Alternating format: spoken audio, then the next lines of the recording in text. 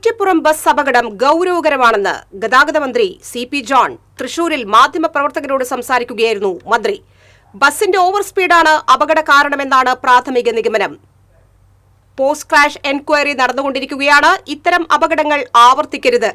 കർശനമായ വേഗനിയന്ത്രണം മഴക്കാലത്ത് നടത്തണമെന്നും സ്പീഡ് ഗവേൺ ഇല്ലാത്ത വാഹനങ്ങൾക്കെതിരെ കർശന നടപടി സ്വീകരിക്കുമെന്നും മന്ത്രി പറഞ്ഞു.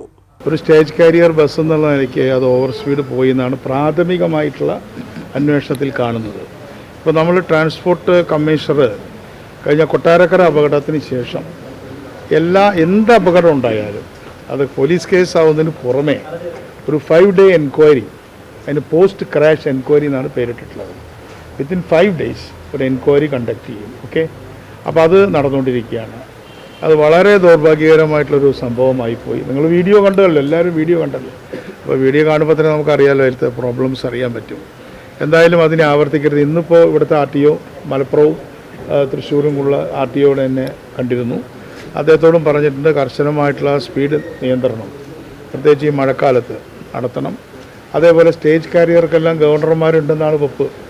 സ്പീഡ് ഗവർണർ വേണം. അപ്പോൾ സ്പീഡ് ഗവർണർ ഇല്ലാത്ത വണ്ടികളെ സംബന്ധിച്ചിടത്തോളം വളരെ കർശനമായ നടപടികളെടുക്കും.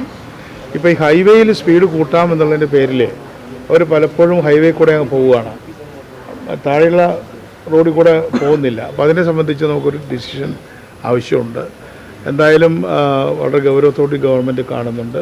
ക്ലേശം പരിഹരിക്കാനായി ഓണത്തിനും ശബരിമല സീസണിലും മുന്നോടിയായി അന്തർ സംസ്ഥാന സർവീസ് നടത്തുന്ന ബസ്സുകൾ വാടകയ്ക്കെടുക്കും. MLA-മാരുടെ ഫണ്ടിൽ നിന്നും പഞ്ചായത്തിന്റെയും മുനിസിപ്പാലിറ്റികളുടെയും ഫണ്ടിൽ നിന്നും ബസ്സുകൾ വാങ്ങി നൽകാൻ തയ്യാറാണെന്നും മന്ത്രി പറഞ്ഞു.